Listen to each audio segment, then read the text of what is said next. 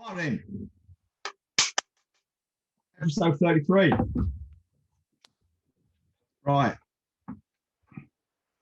Yeah, I don't get many spam calls. I get some. But I'm just really fucking rude. I will unfailingly abuse cold callers. Really? And people on LinkedIn, I've mentioned this, they call me all sorts, they say I've got a serious mindset problem. But no, it's not, because the simple fact is my private number is on the do not call list. So anyone who ever calls me with a cold call is breaking the law. That's it. And they're showing their shit salespeople because they're not doing their due diligence to see if this person is actually a good prospect. I am not a good prospect because I quite unequivocally do not take cold calls ever. And if you ever cold call me, you'll get a nasty response because you're intruding into my life. It's like putting your cock through my fucking letterbox, Don't do it. It's okay for you to put your cock in places where it's wanted, but it's not wanted in my fucking letterbox. Do not call me. You slam the letterbox shut onto the. Oh, can you imagine it? Get the fucking Jack Russell hanging off it. Oh. So yeah, I have no fucking time for cold callers. They're pieces of fucking shit, as far as I'm concerned. On the contrary, I enjoy playing with them. As I was telling you before the podcast started, I've got this trading company that just keep calling me, and I constantly reschedule. And I give a different, very fake and elaborate excuse every time. Just about to do a radio interview, just about to go on TV, just about to get on my private jet, and they love it and they suck my dick. Oh, very well, Mr. Bunham, because it's an Indian call center for this particular company. Oh, you don't say? No, I'd never guessed that. And just reschedule every single fucking time. It's fucking hilarious. And when you say reschedule, do you give them a time to call, or do they just? They say to call, and I just say a random date or a date and time. I don't actually check my calendar. No, of course. And they call me at that time, and sometimes I pick up, sometimes I don't. And every time I do pick up, they go, "Oh, we've got hold of you," and I go, "Yeah, but now's not a good time. I haven't seen my wife and kids all week. I've got to spend some time with them. Are you sure you haven't got 5 minutes? Look, you're not getting any money out of me without my wife's approval, and she ain't going to approve that if you're keeping me away from her." Oh, I understand, Mr. Bunham. Hilarious. Oh, that's great. That is. I don't. It's my childish sense of humour. There's no need for it. It's fucking funny. There's no need. There's no need for it. But they should get a real job, I don't consider cold calling people with investment what is likely to be fucking scams to be a proper job. And also, that's the fucking job you decided to do. So you have to take the rough with the smooth, Perhaps it's just us being cold-hearted bastards, but hey, I never pretended to be nice. It will be a sad day when they finally figure out my game and just stop calling me. Oh, you can't fucking make it up, can you? Bless them. Bless their little hearts. You'd think they get a proper job, though, wouldn't you? Really, seriously. Or you think they'd learn sales, because any time I do entertain these cold callers past rescheduling them, because I'm interested to see to listen to their scripts and how shit they usually are. And you're a better man than I am. Well, they all make the #1 rookie error in sales. Yeah. Every single one of them. Where all they do is they're telling rather than selling. Oh yeah, I mean that is endemic. I remember it was a long time ago now, but it was during. I'd moved to Ireland, so I was over here, but I was in the other house, so it's at least 10 years ago. I remember someone saying to me about sales. He says, you will not sell anything by speaking to this person or speaking to someone and teaching them for another hour. And that really resonated. And right from that moment on, I was aware of what I was likely to do, because people do it, copywriters, freelancers, builders know that everyone does it. They will try and they've already sold themselves this is the point. When someone's in front of you and you're selling to them, that you've generally sold yourself. What they want to know is what can you do for them, not how great you are. I mean, the chances are they've done a due diligence, you'd hope, already. And if they haven't, that's a mistake on your part, because you shouldn't be getting in front of them until they've done that. Yeah. And what tends to happen is, copywriters will sit there and they'll give them, that they will look at their problem and they'll talk on the phone or Zoom or whatever, and they'll say, yeah, we can fix your problem by doing this. And they'll go through the whole way that they're going to they'll talk about the solution, basically. And the problems with that, there's many of them. One is it's a waste of your time. You're focusing on the wrong thing. There's always an out, and it's not as great a chance as people probably make out, but there is an outside chance they'll go away and think they can do it themselves because you're teaching them. Yeah. But in my experience, the worst thing about it is, especially if it's in a kind of soft skill, so it's not a hard skill like a lot of the construction guys do. It's not doing woody stuff and nails and fucking electrical stuff, which is a real hard skill. It's the softer skills. What you tend to do is, you might say to someone, typical kind of role play might be, I could be in front of someone as a freelancer, say, yeah, it's what we'll do is we'll build you an email list and then we'll start emailing every day, and that's going to solve your problem. Well, all that does is invites the client to say, well, no, actually, I don't really want to email every day. I don't think that's going to work. Well, all of a sudden, you as the professional, as the seller, you're on the back foot. Because then you've got to try and justify your approach. Well, my view is, unless they are professional marketers themselves, their approach, their opinion about the approach is irrelevant, because that's why they've come to me. You don't go to a surgeon, say Dev, my mate, the cancer surgeon. You don't go to Dev and have a negotiation about how he's going to conduct the operation. You might discuss the different kind of treatments you want: chemo, radiotherapy, surgery, combination thereof. Do you want, you have some say in that. But once you're on that fucking table, he doesn't wake you up every now and again and say, how do you think we should proceed now then, John? You're okay with that? Now, let's take a vote around the operating theatre, what we do next. It's not like that. In the same way as you don't want to be telling people and giving them an opportunity, or even fucking almost inciting them to start challenging you on your approach. And I guess it's the same with electrical type stuff, or a kitchen or a bathroom. The client obviously has some say in how big it is, what they get, and how it looks on the surface, but they don't tell you how to do your job. And the minute you start saying, well, we'll do this, you invite this, but I don't like the sound of that. I'm not sure that would work. Don't think I approve. I'm going to ask my mate down the pub, or my wife's opinion, or my husband's opinion. Well, unless he or she's a fucking expert electrician, kitchen installer, whatever, it's fucking irrelevant. Well, on our sales copy, you put it fucking front and center. On all of the sales pages, the critical sales pages of anything we've ever sold, you've said, I'm not going to explain the mechanics because, quite frankly, you're not fit to judge that. However, here's what it will do. Yeah. I used to get clients say to me, or potential clients say, could you send, or sometimes just fucking people, random connections off my, random messages off my website saying, oh, we're looking for a copywriter. We're talking to a couple now. Could you send us your portfolio? Some sample? No. Oh, why not? Well, one, I've got no idea what you even want. I'm not just passing out my intellectual property to anyone, but also you ain't qualified to judge it. You might say whether you like it or not. Well, that's not the point. If you could do this yourself and your opinion was valid on my copywriting, you'd be doing it yourself. It's not, and you're not. So no. And and also there's this idea of I can't get into what you actually need. I know what even to, they don't know what to send you unless I know more about your project, and I won't know more about your project until I've looked into it. And I'm not looking into it until you've paid me a consulting fee. That's not, I don't work any other way. And that used to work really well, because people would say, oh, fair enough, and they'd pay me they'd almost pay me to give them a quote. In the same way as we got that kitchen guy to charge people for the design of the kitchen, which most people would do for free.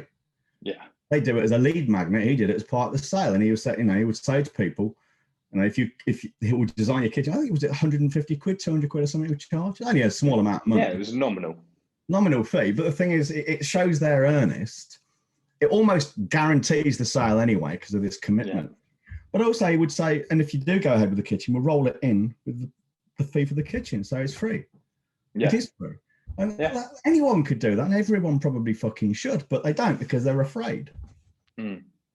Yeah, we've got quite a few clients in that world doing that now, charging for shit that they definitely shouldn't be charging for when you look at it in plain black and white.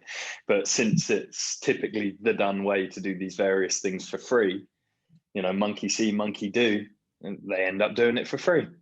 Yeah. And they're like, I didn't think people would ever pay for this. The best example of that in my world I know was a guy who used to be in my elite group.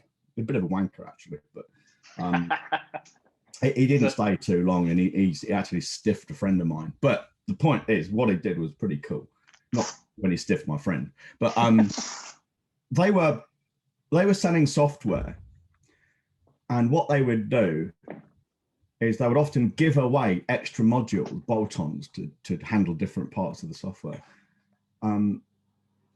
as a sweetener.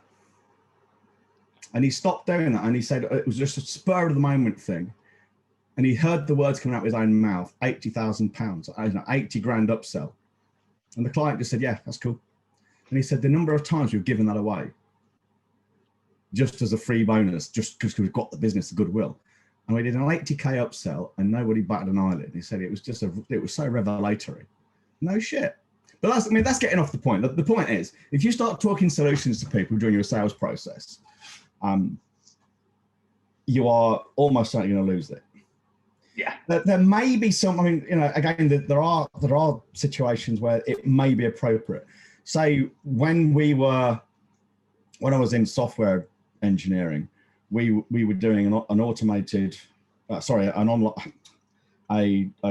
computer-based trading system. And it was really quite a complex technical problems we were solving. In that situation, it was appropriate for us to question, how is this going to work? How does this work? Because, we've got various requirements. We need to be sure that this £1 million piece of equipment, and that was 20 years ago, we need to be sure that this box is suitable for purpose. So that was appropriate to ask. But for the most part, when someone's just asking for a kitchen or a bathroom or a rewire or a new roof or something like that, or copywriting or graphic design or a fucking website, you don't need to tell them how you're going to do it. It's almost like you're saying to the graphic designer, well, are you going to design this on the Mac or on a Windows machine? Yeah, it doesn't fucking matter. What you care about is the deliverable. Mm-hmm. And also, how many fucking clients ask, well, how does this work? What screws are you going to use? Well, what light bulbs are you going to use? They fucking don't. They just care about the end result. People just default to selling by telling. It's stupid. Yeah. And they shoot themselves in the foot. Yeah. Because they bore people, and also they invite opinions. The client they invite opinions, and that's it. My cousin's brother's gay son is an electrician, and he says, and he says you can't use this. Oh, well, you're fucking that cunt's an idiot, and then you've lost the sale. Yeah, exactly. Or you get into this long, you start going down this rabbit hole where you say, yeah, in some situations you wouldn't use that particular kind of wiring but this isn't one of those situations. I'm not sure. Let me just have a word with him. Make sure you've lost the sale. So here's the thing, guys, girls, listen to this. When you're going to go through your whole sales process and stop talking about solutions. Yeah? Stop talking about how you solve the problem. When they say, I've got a boil on my bum, you just say, yeah, that sounds really painful. We can fix that. Our process fixes that. Next question. How does it fix it? Well, it's not appropriate to get into that right now. That's the kind of thing we would do once we're in the project. And we need to look at it first to make sure, but we can certainly do it. Yeah. And we've got X, Y, and Z guarantee. Yeah, exactly. So it's that simple. So it just does my head in how people do this. Rookie mistake. It's crazy. And it's often that they're just trying to make themselves look good. But you've already done that. That's exactly what it is. But and let's not get too far into this because we could have a whole nother conversation about it. But another big mistake everyone makes is they don't say the word you enough. It's all I will do this, I will do that. No, you will experience this. You will receive that. It's people just default to talking about themselves. Everyone loves talking about themselves, so just default to it. But because people love talking about themselves, you should not do that. You should be talking about the person in front of you and how it's going to change their life. They love hearing about themselves. Your business will, yeah. Anyway, let's not get into that because we could talk about that for hours. I do want to say, probably will.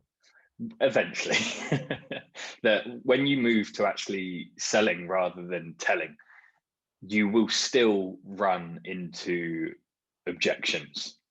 And there's a way to handle this. And I learned this from you, and I learned this from you initially, and then I heard a phrase from a guy called Ben Settle. Oh yeah, Ben. I really liked. Yeah, I know you do. So how do you handle objections, Johnny boy? Well, the easiest one, I mean, each individual objection is different.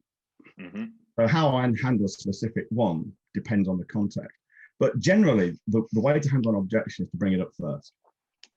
Yeah. So as you begin your sales journey, so to speak, you might only be aware of a few. I mean, if you've been in the business for a long while, you can just stop and think about the different questions that people ask you. Just stop them. Price. Yeah. Is this allowed? Is this the appropriate solution? Will it make a big mess in my house? How quickly will you be done? Those kinds of things. Those things you should know. And as time goes by, you will encounter more and more objections, and some of them will just come up right in your face, and you think, okay, that's new. Make a note of it, a mental note, and then develop the argument afterwards. Because what you should be doing is, if you'll have a little black book of objections, and every single one of them should make its way into your sales framework. We'd call it a script, but let's call it a framework, because it's more of a framework than a script. A script kind of like a verbatim. We don't do that. We work to a framework. So it goes into your sales framework. So you bring it up ahead of time. Now there's several reasons for doing that. One is just the optics of it. It shows you have integrity. Yeah, I'm afraid we're going to make a bit of a mess, but here's what we do to ameliorate the situation. We keep it down to a minimum and we'll clean up afterwards. And we guarantee we'll leave your house cleaner than it was before we started. Otherwise, some penalty, whatever. Yeah? So you bring the objection up and then you dispel it. That shows you have integrity. It also puts their mind at rest and you control the dialogue about it.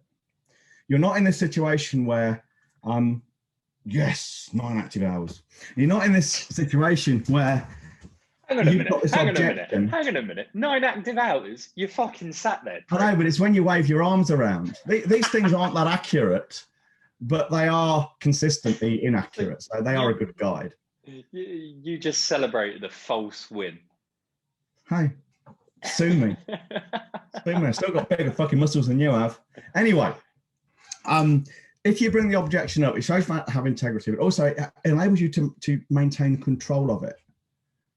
Because you brought it up, you then control the dialogue around it. And you can often bring the objection up, overcome it, and it's gone even before they've thought of it. So a good one is, does it make a mess? All of a sudden, this woman maybe is thinking, big mess, big mess, big mess, kids getting cut by bits and things lying around, dust getting everywhere. And all of it, it can grow in her mind maybe 5 or 10 minutes before she actually brings it out of her mouth. And all of a sudden to her, it goes from a little idea to this big problem. Whereas if you bring the objection up and say, yeah, I know you might be concerned about the mess, people often are, but here's what we do. 3, 4, 5-stage plan to ameliorate the mess and minimize it. It's gone before it's even started. There's a few reasons why that's so magic. One, people are fucking idiots and timid and stupid and often won't even bring up their own objections. And they just let it fester inside, and they never actually tell you that's the reason they're not going to buy from you, because they're too chicken shit to say otherwise. Furthermore, even if they aren't thinking of that objection right there and then, it stops it ever popping up if someone else brings it up and says to them, hang on, you need to be careful because of X, Y, and Z. And then they deal with it. Yeah. So you just go, he mentioned that. And you deal with it. Now, here's the thing. You cannot hide objections. You cannot hide from them. I know people who, I've had this conversation with people, and they say, yeah, but if we don't mention it at all, it might not come up. And they do, they actually think that. And no, just like you've said, the chances are if one person has had this objection, everyone has probably thought of it at some point. Yeah. And if they're not telling you about it and bringing it up, they're probably thinking about it. Clients and customers are often very stupid and uneducated in what you're doing. and they're not qualified to judge your solution, but they're not completely fucking thick. If they've got objections, they are in their heads, they're in their minds. And ultimately, those objections are more powerful if they're hidden and they can work their disastrous, cancerous fucking sorcery without you bringing them up. So don't for a moment think that because someone hasn't brought an objection up, they're not thinking about it, because the chances are they are. Mm-hmm. It's there. So that's the easy way to handle objections, is to get your little black book and just bring them out. The way it always stuck with me, as I said, was from that little phrase that I heard from Ben Settle. He just said, and I don't think he's the original citation of it. I was 16 when I read an email and he went into detail about this. And he said, make the skeletons dance. Get every objection up there, up front, in their face, and give them the solution to the potential objection they'll have. And now every single time I think, well, this could be perceived negatively, I just think, how can I make this skeleton do a little jingle jangle? And because you can dress it up quite incredible ways. I mean, like in our business, we know people are skeptical. We know people might not trust us. This is why we go out of our way to not just say, oh, you can trust us because we're nice guys, but we give, objective, logical reasons why we're trustworthy. Simply, for probably anything else, if we are not trustworthy, our reputation will be trashed very quickly and we won't have a business anymore. It's as simple as that. So you can trust us to do the right thing, not because we're nice guys necessarily, but because we're not fucking stupid, and we believe in self-preservation. Well, that is self-preservation, doing what you said you're going to do. Yeah. This business can be so simple, can't it? It is simple. It's not always easy, and it can be bloody frustrating at times. For instance, a good frustration for me is people who've come out with that dreaded "I'll think about it" objection. Oh God, the worst one. The worst one. Yeah, it is. And they go away and they don't really think about it at all.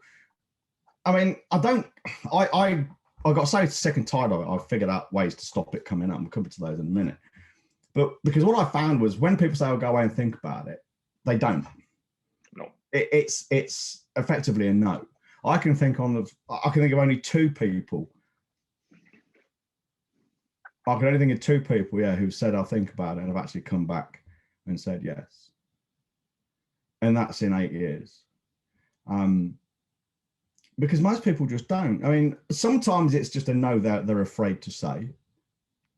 But then if it's like all things, you need to take responsibility for this. You need to take responsibility for your prospect's reaction to you. Now that might sound a bit strange coming from a stoic, but bear with me a minute. What I mean by that is if you allow them to say, I'll think about it, that's on you. You've permitted it. Because what we started doing, as you know, and this is more for the listener than for Connor, obviously.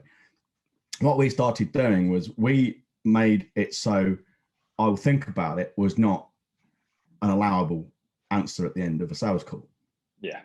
Because what we would say right at the beginning of the call in the kind of the preamble would be, it may be, just paraphrasing it, we'll go through your challenges. We'll see if we can come put together a plan to solve your problems. If we can, I may invite you to join me in mentoring. If I do, I want you to give me a yes or a no. Is that okay?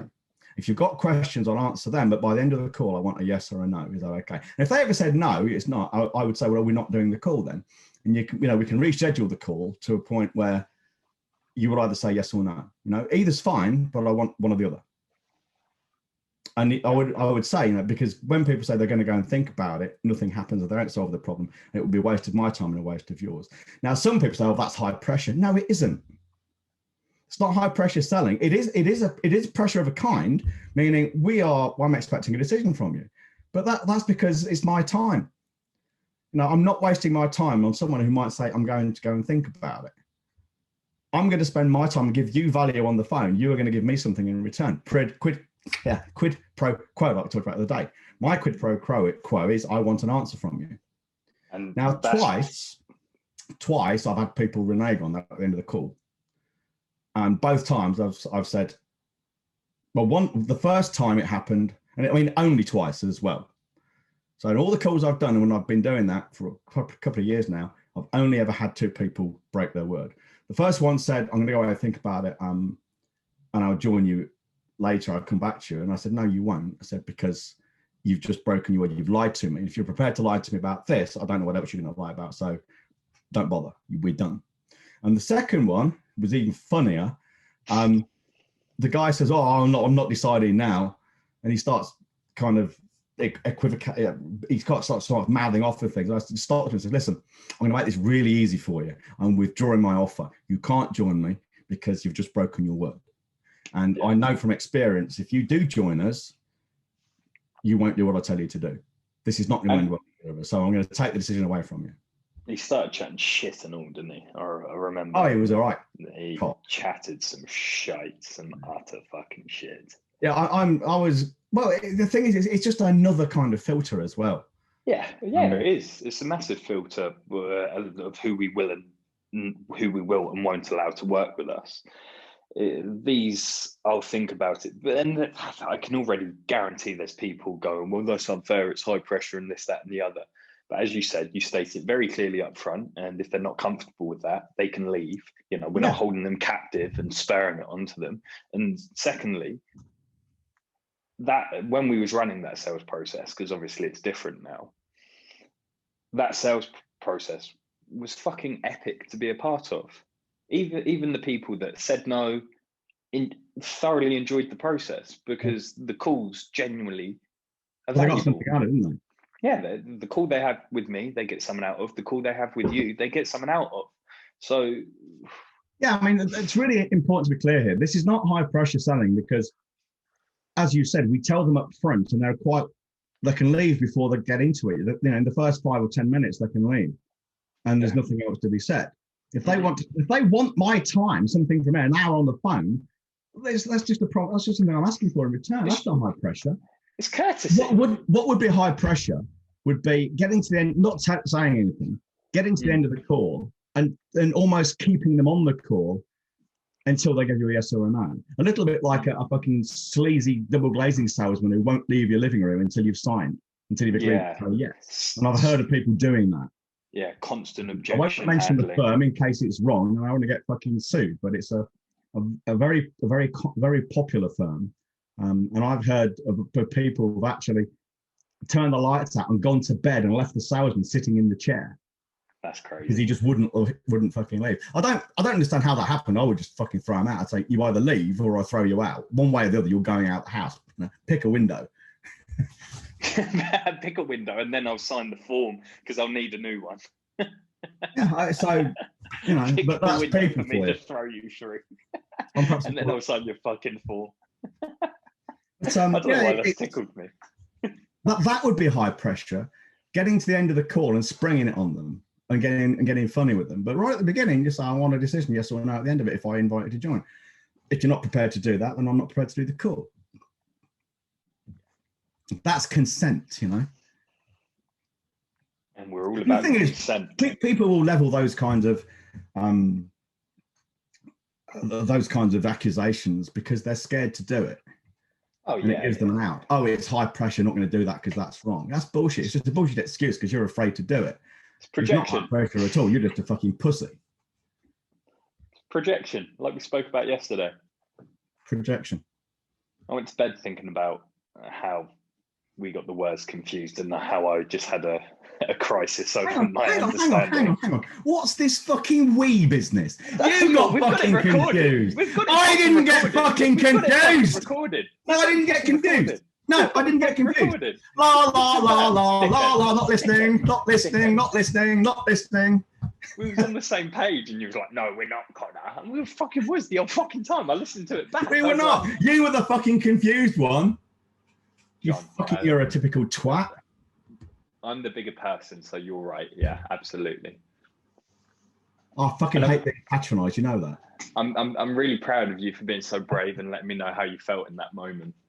Oh. You're a star in my eyes. Honestly, really proud of you, buddy. Really I might be a star in your eyes. You're a fucking hemorrhoid in my bum. You know, this is to the listener.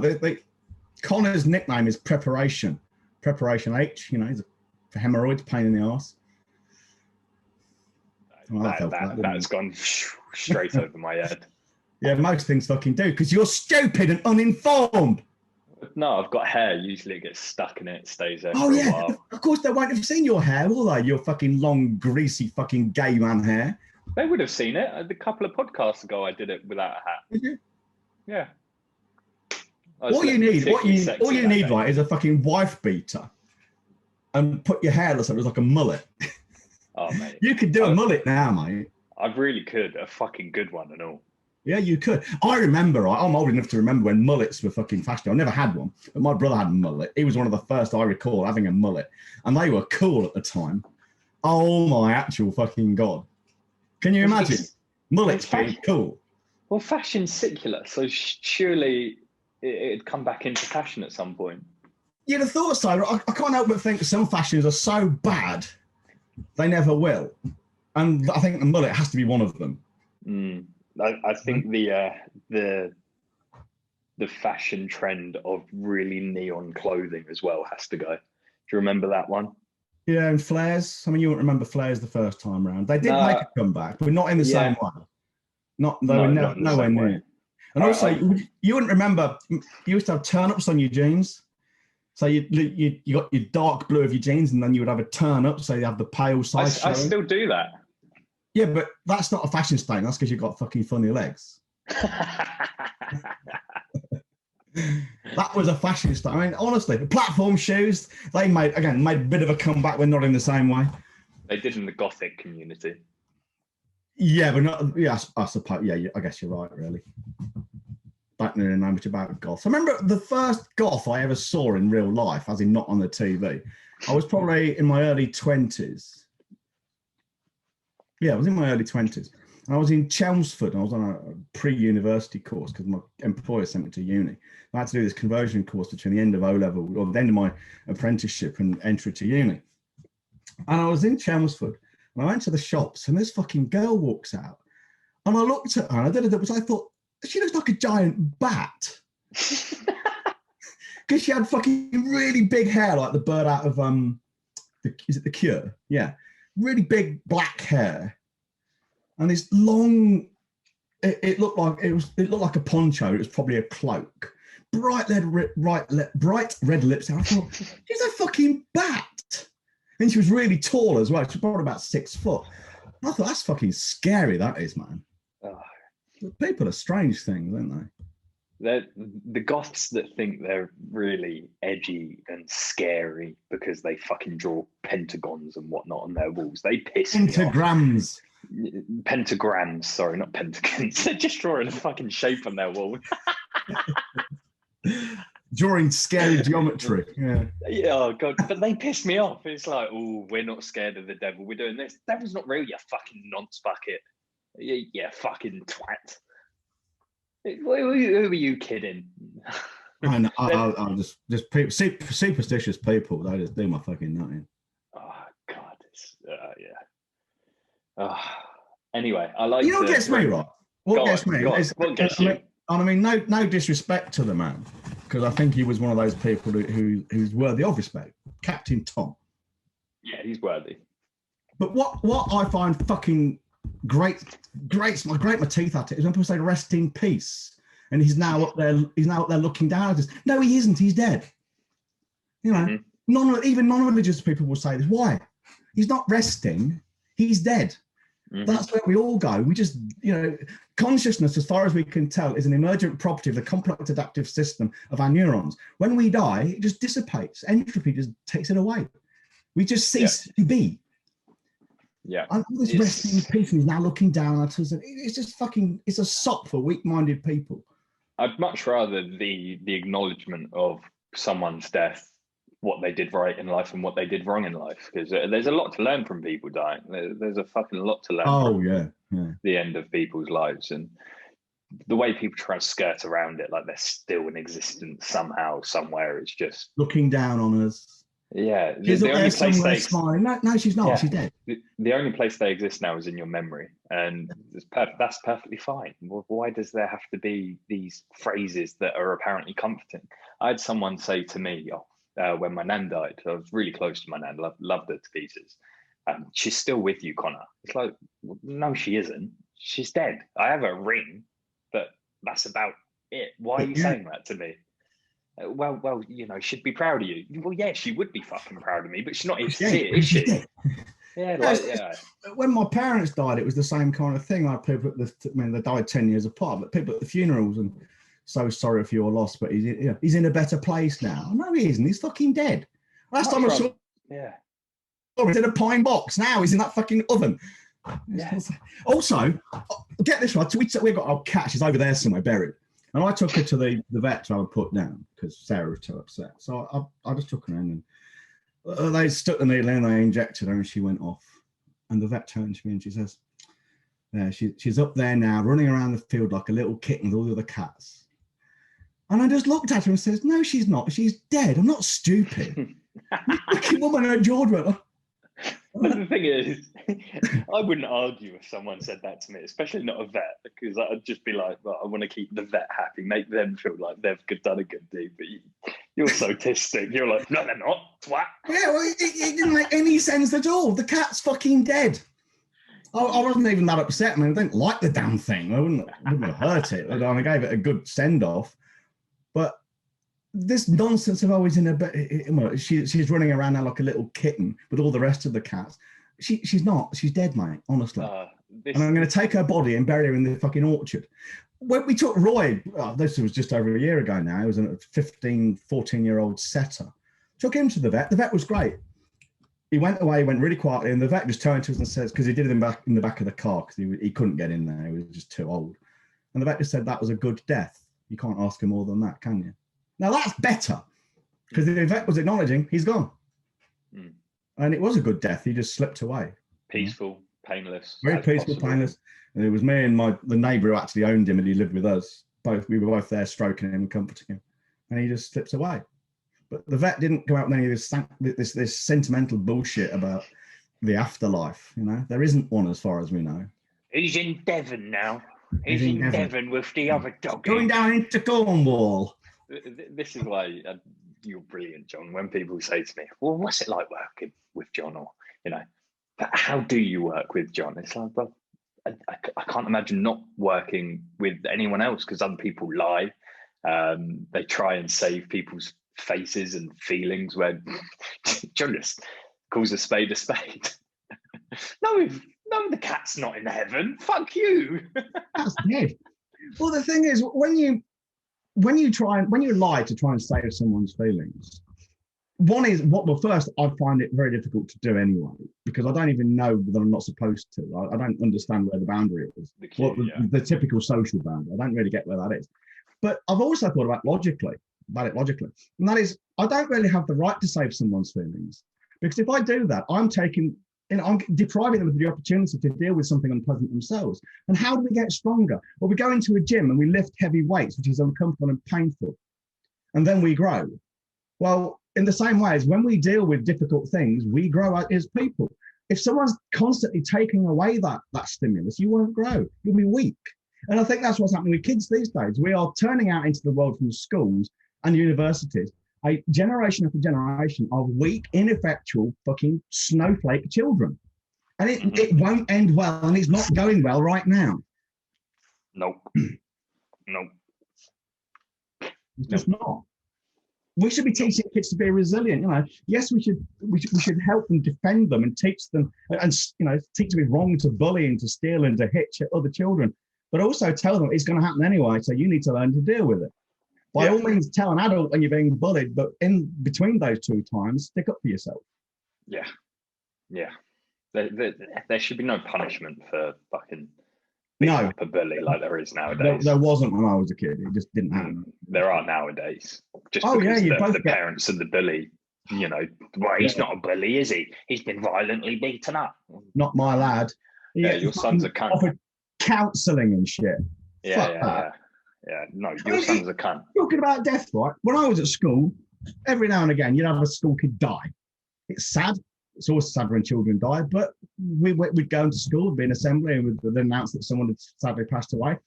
And then we'd go back to our lessons, and that'd be it. Nowadays, they have fucking counselling, the whole school. That is just, yes, children should be encouraged to talk about their feelings, but to kind of tell them you're going to be upset by this, so let's make a big deal of it. That is not teaching them to be resilient at all. That's teaching them to be fucking weak. Well, it teaches them to rely on other people to fix their own problems. Yeah, and take responsibility for their emotions. Yeah, well, it teaches us to expect others to deal with their feelings for them. That's not how it is. Anyway, there's no 1 minute hate you've noted here. No, I didn't know what to hate today. What can I hate today? You didn't know what to hate today. You are one of the most stoic, yes, yet hateful people I know. I'm not a hateful person. You have fucking opinions on everything. You were the one who put the fucking 1 minute hate in there. Every fucking day I have to think of something to hate. I don't really hate it. Well, I did it more for therapy for you. I know you only see Kareem every couple of weeks, so... I've not been seeing Kareem for ages because of the fucking COVID shit, you know? Sorry, I forget. I need to be very literal. You only speak to Kareem once a week, or is it bi-weekly? No, I don't speak. We don't do it at all. The online therapy thing wouldn't work for me. I told her that. Oh, was it not working? Oh, no, it wouldn't. We'd never done it. She said that's the only alternative at the moment. I said no, I'll pass on that one. Well, for me, you see, I thought you had Zoom calls. No, we don't do Zoom. Part of the effectiveness of the therapy with Kane is the walk down there and the walk back, because I enjoy the walking, and it's that's when I do some of my best thinking. Doing it on Zoom, it wouldn't be the same. It just wouldn't work. So I've not actually seen Kaheen since after before Christmas, and I won't see her again probably for another month or two. We exchange WhatsApps with things. We're quite friendly together, so. That's why you're learning French, isn't it? Getting our knickers. As if. No, I'm learning French. I'm learning French because Sarah's learning French, and I figured I was learning Japanese to have conversations with my mate Julian, but we're no longer friends, so it seems pretty pointless. It does. Anyway, John, we need to wrap this up because right. My mother told me she'd be here to see my new place at 5:30, and she's 40 minutes early. Oh, for fuck's sake. And I have several missed calls. All right, so if you want to make more money with less work, less hustle and fewer headaches with better clients, higher prices, and have a pipeline filled to the brim on autopilot, hands off and in the background, go to, where should they go? OTTcollective.co.uk and join us in the group. Shitloads of stuff there, and continue listening to the podcast. In the meantime, stay safe, stay inside, wash your hands. Please find something to hate tomorrow, John, and do not shit on your fingers. See you later tomorrow. Bye-bye.